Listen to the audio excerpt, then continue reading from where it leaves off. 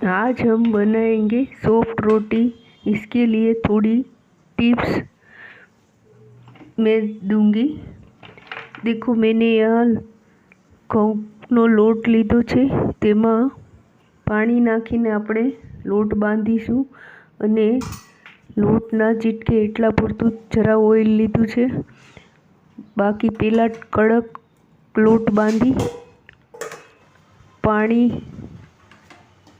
નાખી રાખી મૂકશું। બાદ તેને અડધી કલાક બાદ તમે જોઈ શકો છો કે ટેક્સચર બરોબર નહોતું। હવે જેટલો મસળશું એટલું એનું એકદમ સોફ્ટ બની જશે।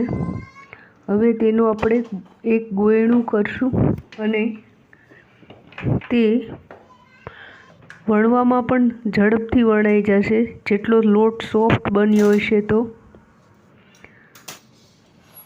હવે આપણે જોઈ શકો છો તમે કે એ દેખાઈ જ આવે છે કેટલી સોફ્ટ